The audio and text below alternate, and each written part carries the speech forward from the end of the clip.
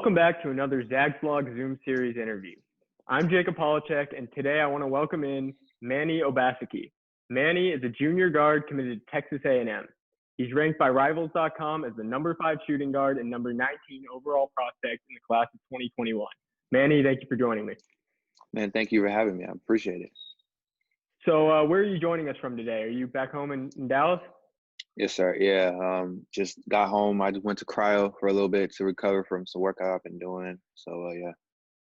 Awesome. And so I know that with the coronavirus pandemic, a lot of AAUs been postponed or canceled, but you were able to get back out there last weekend playing with Next Page Force at the Circuit League. So what was it like to get back out there and playing some real games? It was great. I mean, just being able to get back on the court with, my boys, Jalen Tyson, Deshaun Ruffin, Duncan Powell. Like, it was fun, and like in addition to that, I came off just like from another tournament with hard work with Austin Nunez and Jay Sean Jackson and all them. So it was pretty fun. I enjoyed it. Jarrell Colbert, I had fun, and it was great to be back out there, just trying to get myself back together and hooping shape. And I think that played a big part in that. And how do you feel you played overall? I always feel like I can do more, do better, but I feel like I did better than I expected to play. My shot was looking good. I still had my feel with me. It was getting others in the right spots to make plays and get them wide open shots. Got a few breakaways and stuff like that. So it was pretty fun. Played good defense. Just try to play hard, get myself back in condition. So it was good. And so are there any events that you plan on playing in the next few weeks? So hard work might be having another scrimmage thing, a live stream for college coaches again, but we don't know yet. And then for Next Page, we were supposed to play in Atlanta at the end of July, but we don't know yet either with that. So we just waiting to see. And so let's start talking about your high school play. So earlier this year, you announced that you'll be transferring from Allen to John Paul II. What were the biggest factors that drew you to John Paul II? What made you choose them as the school? I think the biggest part was just for my younger brother, Elijah Obaseki, just to have a new start and develop, the way he needs to be developed and have that opportunity to, put his name out there and get opportunities to go play at the next level and stuff like that. Just playing alongside Jalen Tyson, another friend of mine that I've known for a long time that, he's made a name for himself. He's put himself out there and he's, having his own success, and just him and I coming together, possibly trying to win state championship, and playing against really good competition this upcoming season. So I think it's going to help me a lot. And so you mentioned Jalen, you're joining a team that went 40-1 last year. Guys like Alex Zambi, Cameron Corin. So what are your overall expectations for the season? And do you think there's going to be a season with this coronavirus? If there's a season, my expectation is just to win every game. Just be excellent, be great, work hard as much as we can in practice. Don't take advantage of the opportunity that's given to us, because, as we all know, that can be taken away really quickly. With the season, I honestly don't know. I mean, college is already going through some things like, canceling like fall season sports activities, and, it might translate down to high school. We might have to start second semester, so we don't know, And so if the season goes on as scheduled, what would you say are some of your goals individually and then as a team? I know that you've had a pretty storied high school career. So with 1 year left, what are some of the things that you want to accomplish before you graduate? It's always been a dream of mine to play in, one of those prestigious games for top high school prospects. I've been blessed and fortunate enough to be, talked about and be put in the position to where I might, I have a chance to make it, So that's probably one of the biggest things for me. And then that's pretty much it. The other goals that I'm mainly focused on would be like, winning player of the year for high school, helping our team get the championship, being better and getting better in rebounding, areas such as rebounding the ball better than I did in the past. sharpening up all my skills, just trying to be the best player I can be. And that's just, that's really a lot of the things I've just been focusing on, just trying to get better at my craft, just trying to be, one of those dudes that, when I walk in the gym, they know who I am, and I don't really say much. I just try to play. So. And so you've been able to get back out there, playing with Next Page Force, and you talked about wanting to improve your rebounding, sharpening your game. How have you been working on your game during all this? Yeah, man, it's just, constant everyday work, just 3 days, 2 a days, whatever. You're at least doing something, just trying to work on something. I've been fortunate enough to work with some pro guys, work on my body a lot. Coach B down in Plano, I mean, he's one of the best out there. Has been helping me get my body right. Been working out with DJ Hogue, former A&M, staying out in the G League right now. We were just doing some recovery earlier today. Just every single day. Coach Trey, one of the trainers that I train with, he just helps me get my game right, get ready. Just doing as much as I can every single day. So probably like 3 workouts a day, 2 workouts a day. Just especially trying to get my conditioning in. Just trying to get back to it. So yeah, that's what I've been doing. And so I want to talk a little bit about your background. I know that in previous interviews, you've talked about the influence that your God families had on you, specifically your God brothers, Kyle and Corey Jones, and then your godfather, Kevin Jones. Do you mind just talking a little bit about them? What kind of impact have they had on you?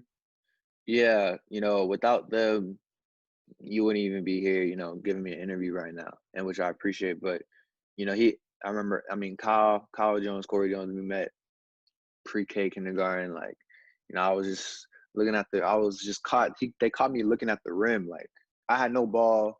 I was kind of tall. I was just looking. Didn't know what to do. And he was talking about, you like to play basketball? I was like, yeah. He just tried to teach me. And then that's when I ran into their godfather, Coach Kevin Jones, my godfather actually, and their dad. And he just taught me the ways of how to just, how to play the game the right way, how to be aggressive, know when to, pass, shoot, teach me how to pass, how to shoot, fundamentals of the game. And I just carried that along with me and just kept working at it. And like I play with them too. So, they would take me all the way to like tournaments, that we'd play in, or if I had a college visit, they're the ones taking me, or, even little things such as paying for things. Like they would be the ones helping me pay with my family too, my mom and dad. So that went a long way, and that's what, helped me get here. So all my gratitude goes to them, and like, especially their mother, she's always there helping, always giving me advice whenever I come over. Probably makes the best food like in the world. Like she just does things. She does little things that, makes her such a great mother. So I'm very grateful for them.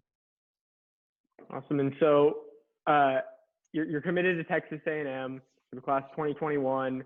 Before I ask you about that, I just want to ask, was there one moment so far in your career where you've realized, like, wow, I can do this for a living potentially? Was there one moment that sticks out to you? Man, that's a great question. I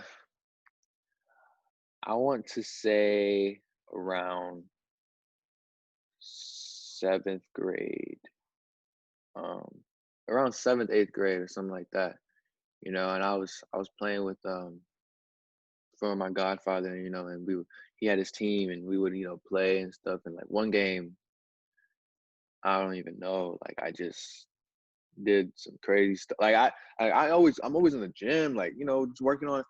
I was just doing things I never even tried doing. Like I was just like, I don't even know. Like I was just in my groove, and it just became, consistent. And that's when I really told myself, like, I could really like do something with this. And people, like my godfather was one of the first people that told me, like, you can do something with this. And that's when I just started to believe in myself too, so I could do the same thing. So.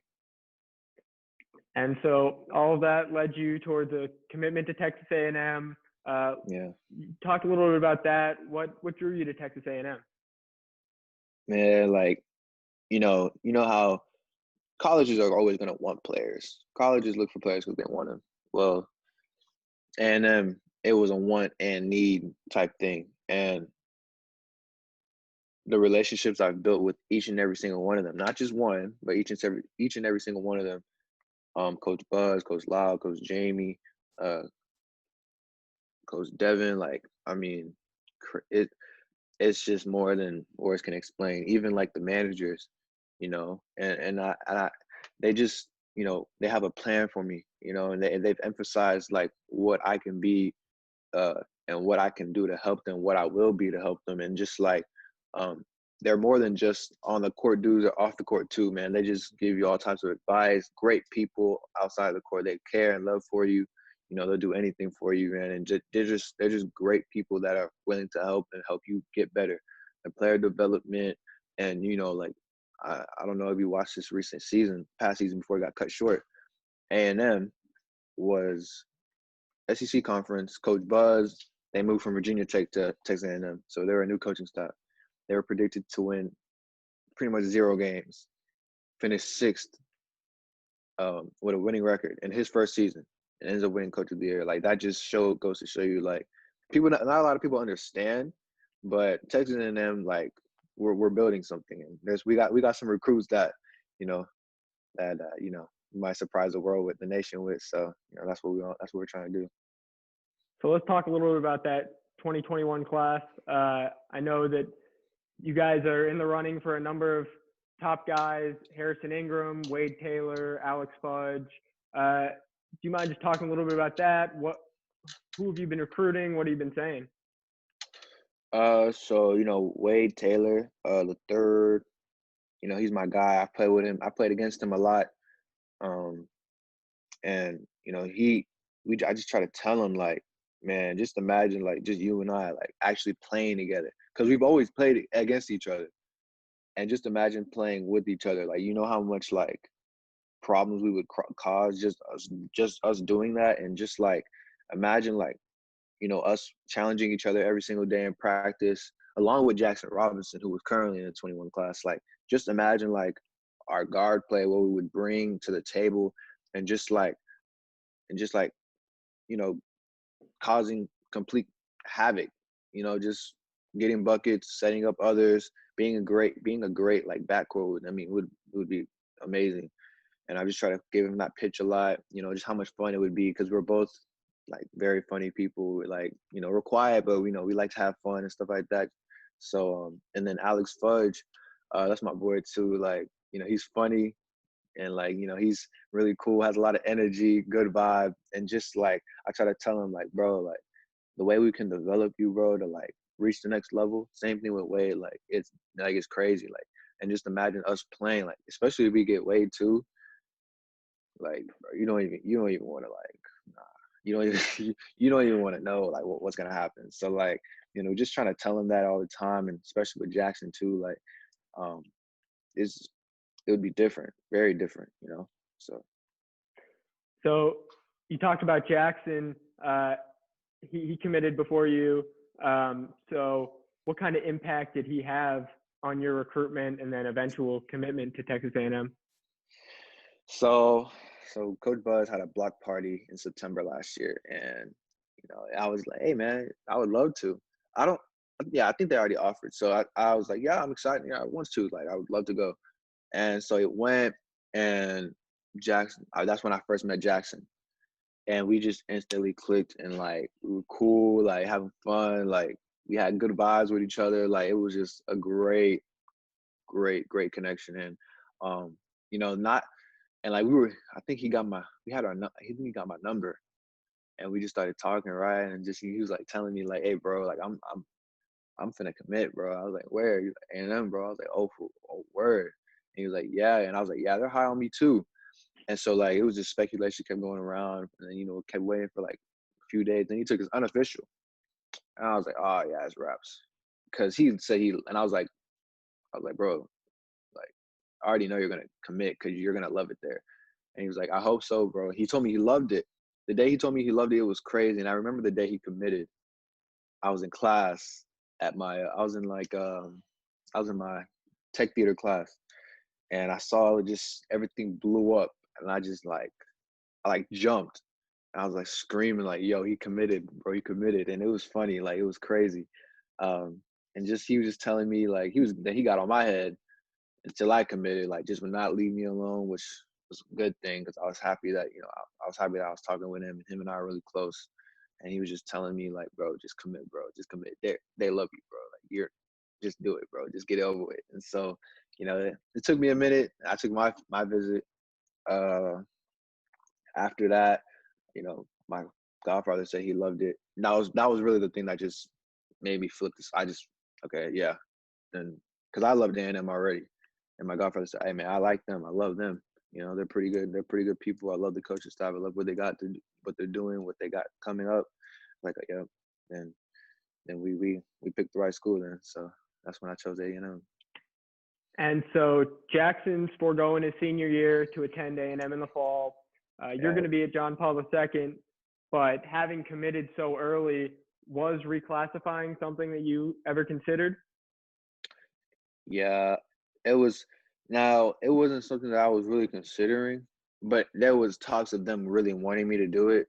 They wanted me to do. A lot of schools wanted me, but they were one of the main schools, first schools that wanted me to reclass up, and we were just trying to wait it out, see how it was.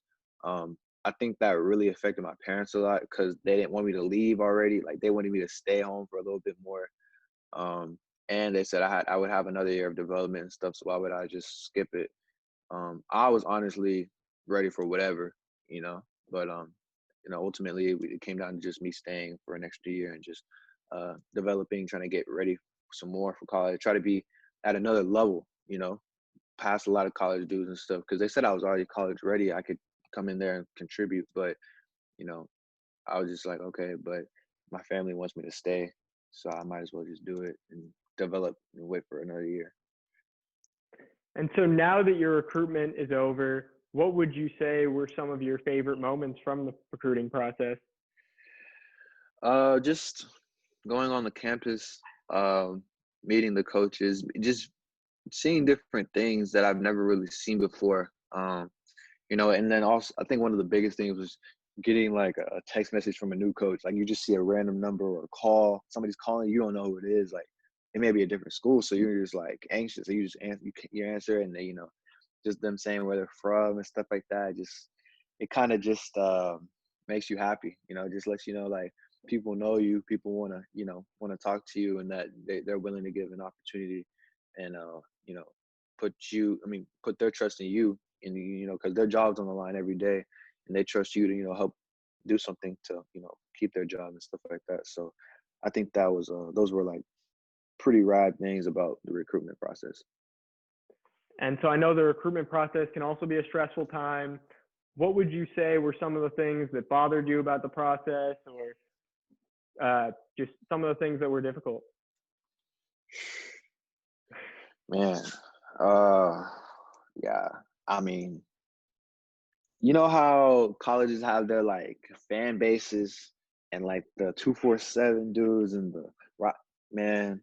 I love them. They're cool, great people, but at that time it was just one from different part of the country, just like I'm like, bro, like come on, yo. And then like, there was times where um, I felt like I could have gotten more schools on me, you know, and there were times where my family would get mad at me, or that about like certain things that were being said, not from me but like to me, about the recruiting process, and like coaches hitting you up all the time, and it just got a little stressful. Like I was out of it at one point. Like I was just like so like mentally drained. Like it was bad, but I enjoyed it. I never took it for granted because not a lot of kids are able to get that. Only certain few are. So even though it was very, very stressful, but I enjoyed it. So now you mentioned your younger brother. He's gearing up to go through the process himself. So what's been your advice to your younger brother, and just what's your advice to guys that are about to go through the process? Understand you're blessed with something that not a lot of people have, and you have to understand that you have to understand what it takes to, and be willing to understand what it takes to get to where you want to be. Like you got to work hard no matter what. Always push yourself, And like when I say push yourself, like be willing to be uncomfortable, be comfortable being uncomfortable. Because if you're able to do that and be humble, and just be focused, like you'll be just fine. And so your dream is obviously to play in the NBA one day. Is there any one team that you've always dreamed of playing for, or a team that you grew up rooting for? I've always loved the Lakers, and I like Toronto. I like the Toronto Raptors a lot. The reason why I say Toronto is because it's just different. In Canada, just a different environment. It's pretty live over there. I've heard it's really nice, a really nice setting. So I like Colorado too. I like the Denver Nuggets. I like that place too. So yeah, and the Dallas Mavs too. Like I like it too. I like it over here. So yeah, those are a few teams that I've always thought about playing for or dreamed of playing for. And so I know we talked about your game a little bit, but just for those that haven't seen you play, what kind of player are you, and what can Texas A&M fans expect? Just a dynamic playmaker. That can score at all three levels, get people involved, play defensively, play on the other end. Just try and do a little bit of everything. Athletic, can shoot it. A very hard worker, and is very humble, very nice to people. Like and always try to make everybody better. Make everybody feel special, feel needed. I don't ever, try to boast about the things I do or things that I've done, and just keep working. Just be, everything's gonna speak for itself, and I think that's one of the most important things that I pride myself in doing. Just working, just continue to be better, inspire people, inspire other people that you know that may have the same dreams or different dream, but look up to me because there's people looking up to me that I can't let down, and just make sure always be there to support them and let them know that you can do it too. You just gotta be willing to work, just give them that extra push. And so outside of basketball, I know that you've been involved with the Black Lives Matter movement. I saw you talk in a video for Teens on Coping with Civil Unrest amidst the global pandemic. So do you mind just talking a little bit about the Black Lives Matter movement, what that means to you, and how do you plan to use your platform to spread awareness? No, it means a lot, and it's hard because you don't really we shouldn't even be like still doing this. You know what I mean? Like it's been years and years and years, 400 years, and it's the same nonsense is still going on. And like I've never really been the person to sit here and be like, oh, you're white, I'm black, like you're a white guy, and stuff like. Or if somebody who be like, if somebody's talking to me and I'll be like, I'm talking to somebody, be like, and they ask me like the color of who the person is, I was like, I mean, does that matter? Um, it means a lot because I know my ancestors, a lot of my friends' ancestors, even people that are not of the same color as me, have that maybe a different type of foreign or whatever, have gone through the same thing and are still going through it now. Um, I just feel like um, if we just stick together and have optimism and continue to pray, be faithful, and work hard as one to come together and just stop all the negativity and just understand that God made all of us as one. Like no, there's no like nobody's different from I'm no different from you, and you're no different from me. So like if people can understand that, then we'll be just fine. Like because we're all going to be unified as one. And I tend to use my platform in a way to inspire those kids that are younger than me, that have an idea that are what's going on, but don't really understand that it's okay to love the brother next to you that isn't the same color as you. I mean, it's never been a bad thing, because we're all human. Like nobody should ever feel um, left out because of the color of their skin or what they worship or where they're from, because it's just wrong. So I feel like if we just understand how to do that, we'll be just fine. Because at the end of the day, it just comes down to love, and humility, and just your heart. So I think that's what that means to me. Very well said.